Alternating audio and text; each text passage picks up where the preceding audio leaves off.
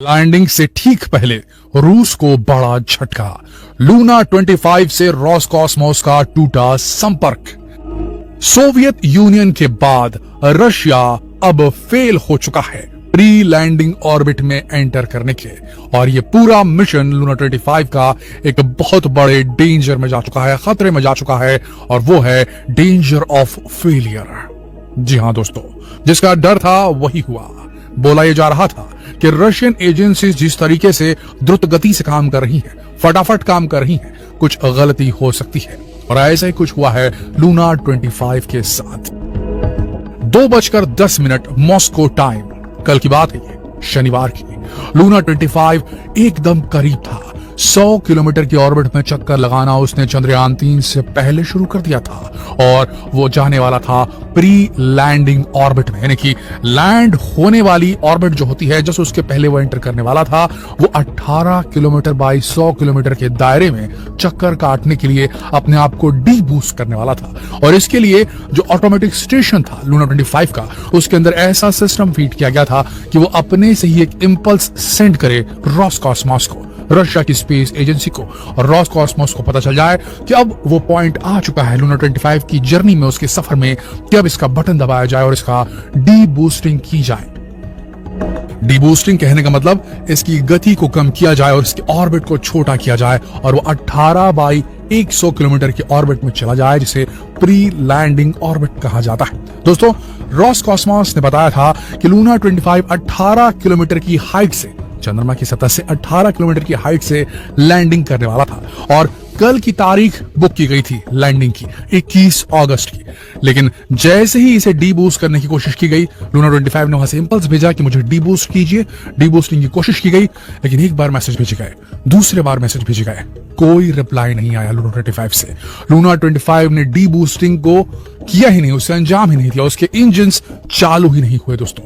यानी कि यहां से सिग्नल भेजा जा रहा है और वहां पर कोई रिएक्शन हो ही नहीं रहा था लूना 25 में, और इस बात की खबर खुद रोसकॉस्मोस ने अपने टेलीग्राम हैंडल से भेजी है। रोसकॉस्मोस ने यह मैसेज लिखा है कि Luna 25 did not allow the manoeuvre to be performed with the specified parameters, और यही साफ साफ कहता है कि लूना 25 से जो संपर्क होना चाहिए वो नहीं हो पा रहा है।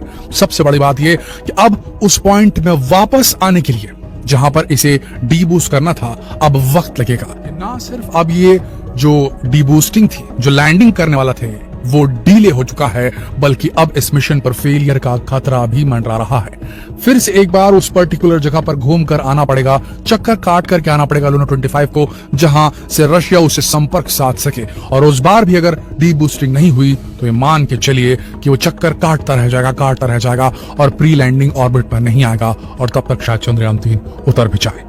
अब देखिए जरा गौर से इसे समझिएगा, सबसे बड़ी समस्या क्या है इसके साथ में, लूना 25 के साथ में, उसके ऑन बोर्ड जो फ्यूल है लूना 25 के ऊपर में, वो काफी सीमित मात्रा में है।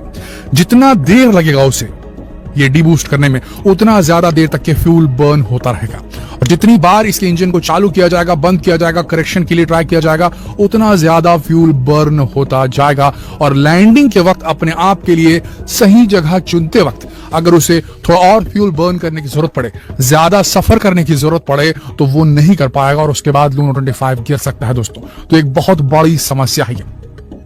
आपको बता दें 2018 में एक बहुत बड़ा प्लान बना के रखा है रशिया ने कि वो 2 स्टेशंस बनाने वाला है, लूनर स्टेशंस, चाइना की मदद से।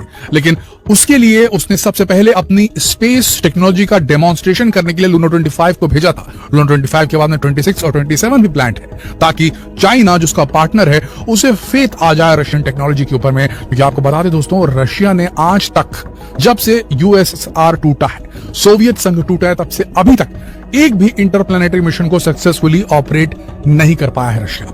ऐसी स्थिति में सब कुछ दांव पर लग चुका है। लूना 25 अगर फेल होता है तो एक बड़ी नाकामी हाथ लगेगी रशिया के हाथों, और एट प्रेजेंट अगर देखा जाए तो ये जो प्रॉब्लम है इसे अभी तक एड्रेस नहीं किया जा सका है। आगे कोई भी जानकारी नहीं दी जा रही है रोसकॉस्मोस की तरफ से।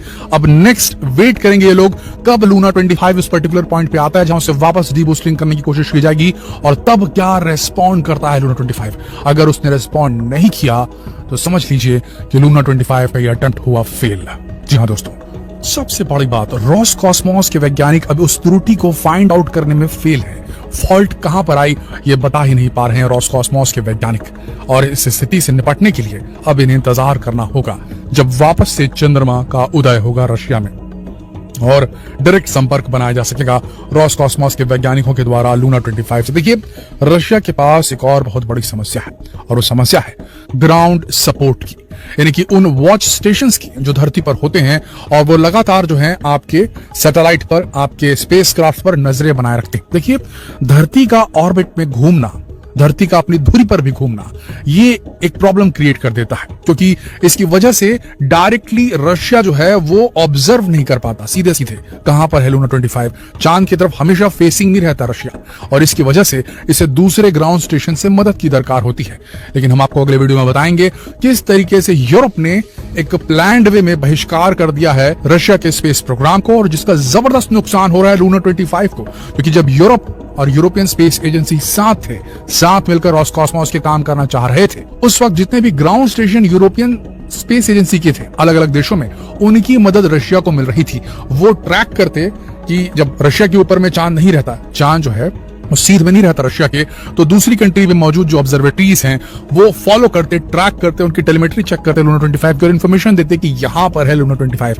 अभी की स्थिति में बात की जाए तो रशियन वैज्ञानिक एक्चुअल में उसकी पोजीशन को ट्रैक नहीं कर पा रहे हैं। अगर वो ट्रैक कर पाएंगे तो उस डायरेक्शन में अपना सिग्नल भेज पाएंगे। देखिए, जिस तरीके से हम सब अपने घरों में वाईफाई का इस्तेमाल करते हैं, अगर ग्राउंड फ्लोर में आपके यहाँ वाईफाई लगा होगा और आप फर्स्ट फ्लोर पे यानी कि पहली मंजिल पे रहते होंगे, तो आपने देखा होगा कि जब डायरेक्टली उस कमरे के ऊपर आप रहते हैं जहां नीचे लगा हुआ वाईफाई, थोड़ा बहुत आपको वाईफाई मिलेगा, लेकिन आप वहां से दूर चले जाएंगे, फर्स्ट फ्लोर में किसी दूसरे कमरे में चले जाएंगे तो आपका सिग्नल नहीं रिसीव होगा। कुछ ऐसा ही होता है जब धरती घूमती है, धरती का जो फेस है वो मून की उस तरफ नहीं रहेगा जहां पर वो पहुंचा है, तो ऐसी स्थिति में कम्युनिकेशन एकदम मुश्किल हो जाता है, और उसी को फेस कर रहा है रशिया इस वक्त। और कम्युनिकेशन डिले, एक सेकंड का कम्युनिकेशन डिले, यानी कि एस्ट्रोनॉमिकल मायनों में देखा जाए तो बहुत बड़ा उसमें एरर आ जाता है, काफी बड़ा लैग आ जाता है, और इस समस्या से जूझ रहा रोसकॉस्मोस। अभी तक वहां से कोई भी इंफॉर्मेशन नहीं आई है, बस इतना बताया गया कि कल 2:10 में ट्राई किया गया था मॉस्को के टाइम के हिसाब से वहां पर डी बूस्टिंग करने का, और वो डी बूस्टिंग नहीं हो पाया है, यानी कि अपने प्लान से लेट हो चुका है लूना 25। नेक्स्ट टाइम वो रिस्पॉन्ड करेगा नहीं करेगा ये अभी तक कोई इंफॉर्मेशन नहीं है, उसके लिए वेट करना होगा कि फिर से कब रशिया जो है उसके ग्राउंड स्टेशन जो है वो चांद के उस तरफ अपना फेस करेंगे, जब सीधे सिग्नल पहुंच सकेगा लूना 25 की तरफ। देखना है कि आगे क्या होता है। पर यहीं पर आपको एक अच्छी खबर बता दें, चंद्रयान 3 जो है उसने अपनी सेकंड डी बूस्टिंग को कंफर्म कर दिया है, और चंद्रयान 3 अब 25 किलोमीटर दूर है चंद्रमा की सरफेस से। 25 किलोमीटर बाई 134 किलोमीटर के ऑर्बिट को पकड़ लिया है हमारे लैंडर मॉड्यूल ने चंद्रयान 3 के। बने रहिए हमारे साथ, अगले वीडियो में आपको बताने वाले हैं किस प्रकार से रशिया के अगेंस्ट खड़े हुए हैं यूरोपियन कंट्रीज, और यूरोपियन कंट्रीज ने एक हिसाब से ब्लॉक कर दिया है लूना 25 का सिग्नल। मिलते हैं अगले वीडियो में, तब तक के लिए आप सबका इस वीडियो के अंदर रहने के लिए दिल से धन्यवाद।